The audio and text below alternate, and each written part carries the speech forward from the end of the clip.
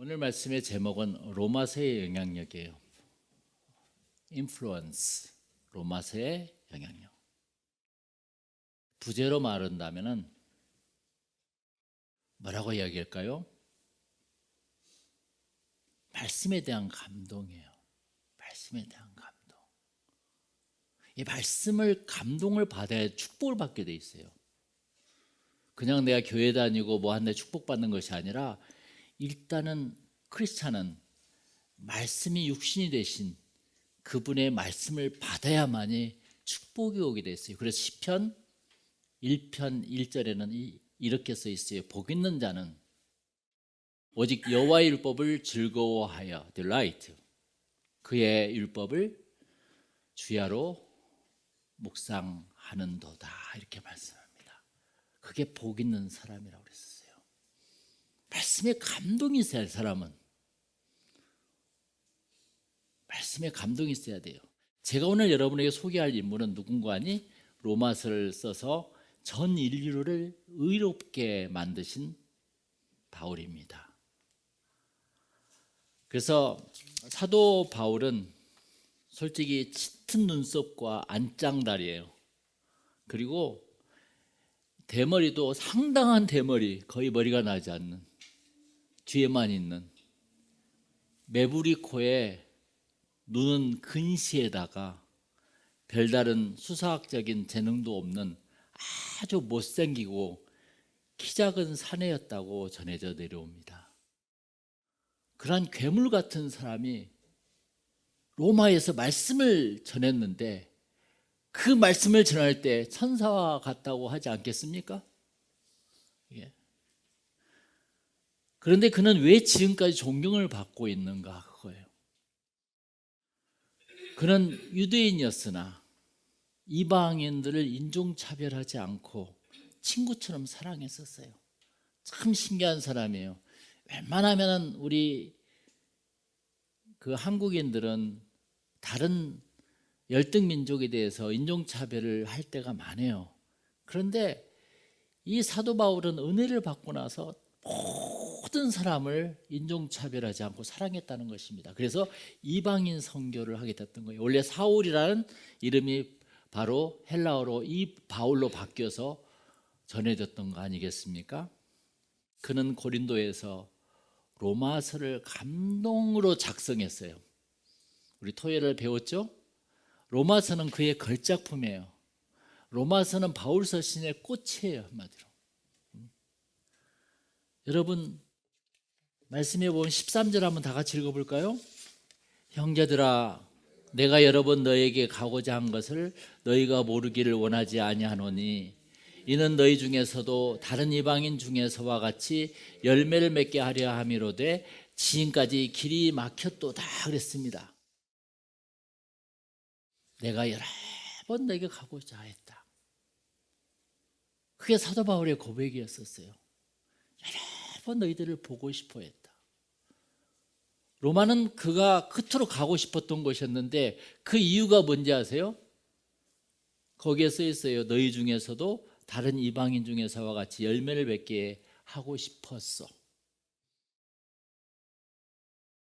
사도 바울이 로마를 가고 싶은 목적은 크루즈 여행이 아니라 뭐예요? 복음을 전하기 위함이라고 했어요. 이 가슴이 터질 듯한 나의 복음을 전하기 위해서 나는 그곳에 가고 싶다 이것입니다. 결국 그는 로마의 쇠사슬에 묶여서 가게 되었고 거기에서 죽습니다. 그 후 바울이 전한 복음이 로마 대제국이 AD 313년 국교화를 이루게 됩니다. 기독교의 국교화. 그래서 거기서 태어난 종교가 로만 캐톨릭이에요. 그렇죠? 로만 캐톨릭이. 그 전에는 초대교회였었고 두 번째 로만 캐톨릭이 되면서 엄청난 큰 교회가 탄생한 거죠. 이게. 그래서 로마서의 영향력은 대단합니다. 한마디로. 그는 로마서를 작성해서 전 세계 사람들이 감동을 주었습니다. 로마서는 어거스틴에게 가장 큰 영향력을 주었어요. 그 로마서가 어거스틴을 초대교회의 가장 위대한 라틴 교부로 만든 것입니다. 기독교 신학에서 어거스틴은 꽃이에요.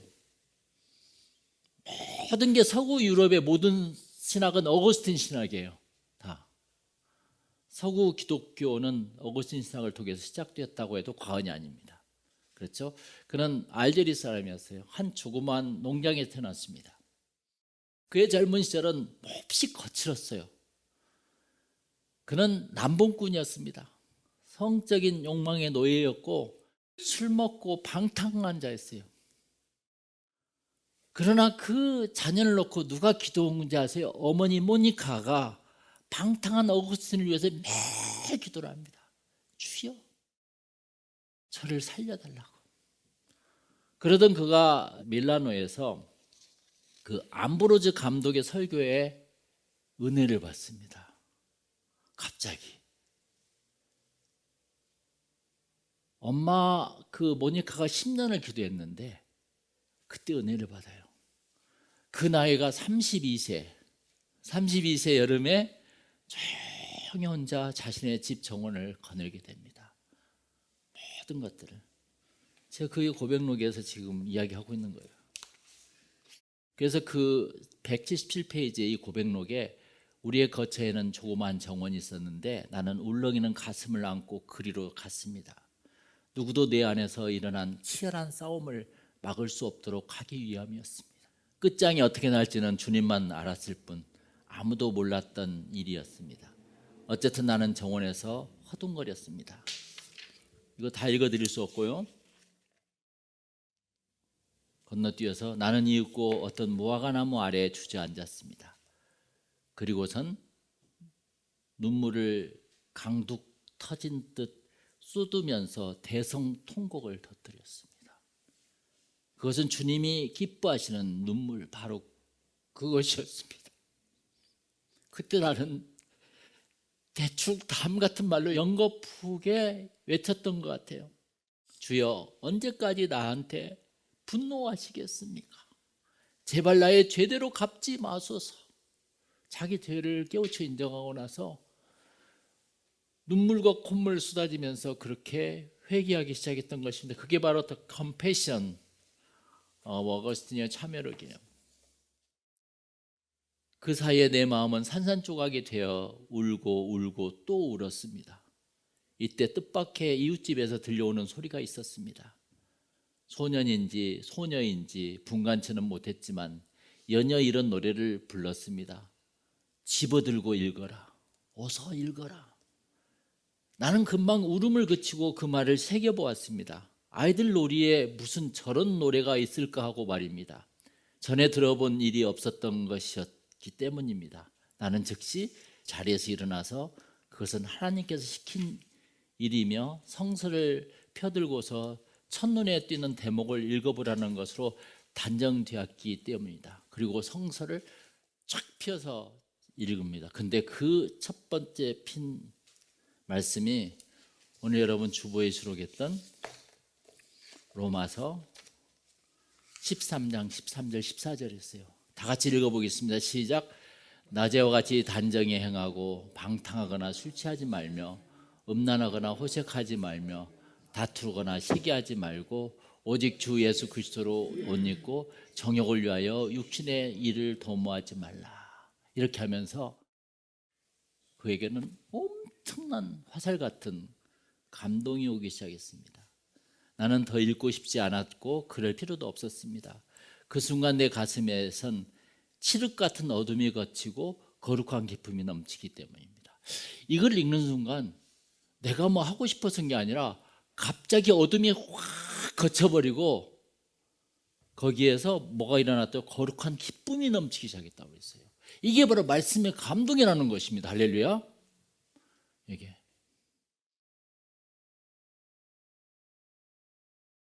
말씀의 감동. 복음은 이렇게 사람을 감동시킵니다. 그의 방황을 마치게 했습니다. 어거스틴은 나이 32세에 자기 정체성을 찾은 것이에요. 그는 초대교회 최고의 교부가 됩니다. 할렐루야. 어거스틴 책에 이런 것이 있었어요. 여러분 주보를 한번 보세요. Confession of Saint Augustine. 인간은 모태에서부터 죄인이기에 죄를 범할 수밖에 없다. 그랬어요.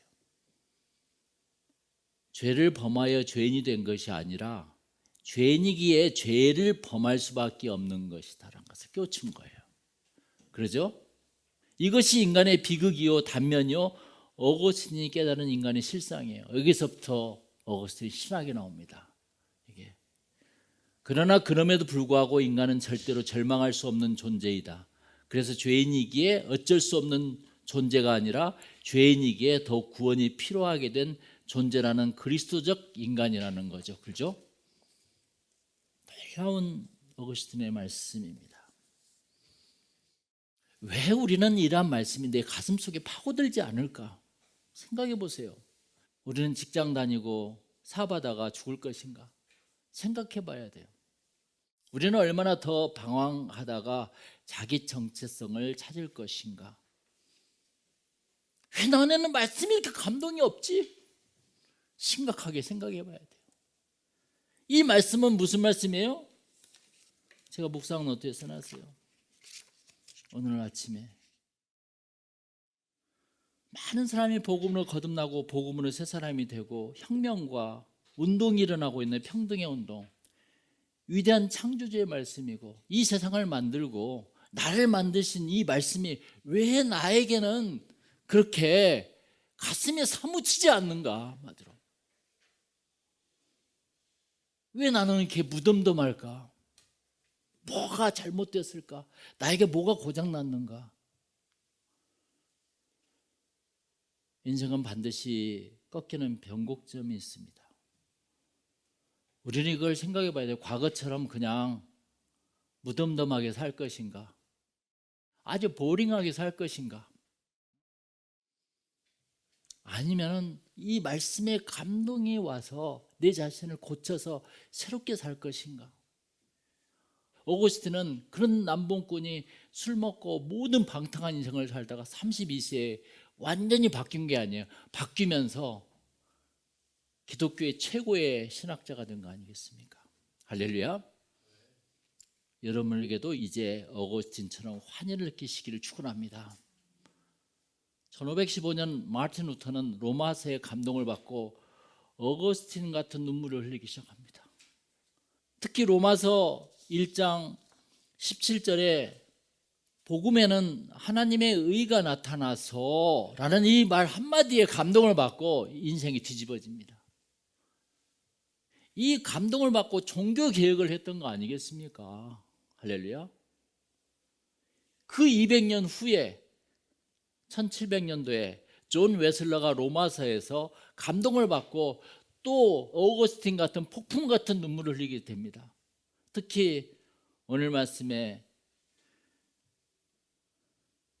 믿음으로 말미암아 의롭게 된다는 이 말씀, 오직 의는 믿음으로 말미암아 살리라. 이 말씀 하나에 감동을 받았는데 여러분이 이 말씀에 감동이 와요? 존 웨슬러는 메소디스트 감리교를 만든 거 아니에요? 그때부터 웨슬러 운동을 하기 시작했던 거 아니겠어요? 미친 듯이. 이 로마서는 스위스 바젤 신학자 신복음주의 최고의 유명한 신학자 칼 바르트에게 영향을 줍니다. 그는 1916년에 로마서를 통해서 진리를 받아들이게 되고 마치 로마서 3장 10절에 의는 없나니 하나도 없나니 모든 사람이 죄인이라 이거라. 이게 그 오거스틴이 했던 말씀을 또 깨우치면서 오늘 로마서 3장 23절부터 25절을 이 말씀의 은혜를 받고 칼 바르트는 새로운 신복음주의 운동을 시작합니다. 우리 다시 한번 읽어볼까요? 23절 25절 모든 사람이 죄를 범하였음에 하나님의 영광에 이르지 못하더니 그리스도 예수 안에 있는 속량으로 말미암아 하나님의 은혜로 값없이 의롭다 하심을 얻은 자 되었느니라. 이 예수를 하나님이 그의 피로써 믿음으로 말미암는 화목제물로 세우셨으니 이는 하나님께서 길이 참으시는 중에 전에 지은 죄를 간과하심으로 자기의 의로우심을 나타내려 하심이라 그랬습니다. 그는 신복음주의로 한국 신학에 가장 큰 영향을 준 사람입니다. 칼바르트는. 사도 바울은 오늘 우리에게 외칩니다. 로마서 1장 17절에 복음에는 하나님의 의가 나타나서 그랬어요. 이 의가 나타나니까 이 복음을 내 가슴에 꽂히면은 막 숨이 벌렁벌렁해지는 거라. 하나님의 믿음으로 나의 믿음에까지 이르게 하고 기록된 바 오직 의인은 믿음으로 말미암아 살리라 함과 같으니라 그랬습니다. 할렐루야. 이게 바로 사도 바울이 오늘 우리에게 외친 말씀이에요. 이 로마서의 말씀을 듣고 무수한 많은 사람이 돌아왔습니다. 그래서 여기에 보면 14절 15절을 보면은 다 내가 빚진 자니라고 나와요. 빚진 자, 복음의 빚진 자라고 표현해요. 그래서 사도 바울은 빚을 갚기 위해서 열심히 복음을 전했다고 했습니다. 할렐루야. 여러분들은 빚진 자 아닌가요? 생명의 빚진 자잖아요. 솔직히 하나님이 복음을 이웃에게 나누라고 주었기 때문에 우리 또한 세상의 빚진 자입니다. 그것을 나누라는 조건 하에 우리를 구원해 주신 거예요. 할렐루야. 우리도 빚을 갚아야죠. 바울은 그 빚을 열심히 갚다가 죽었습니다. 우리는 어떻게 죽겠습니까? 로마서 1장 16절을 다시 읽어보면 내가 복음을 부끄러워하지 아니하노니 이 복음은 모든 믿는 자에게 구원을 주시는 하나님의 능력이 됨이라. 참 신기해. 어떻게 복음을 듣기만 해도 능력이 될까?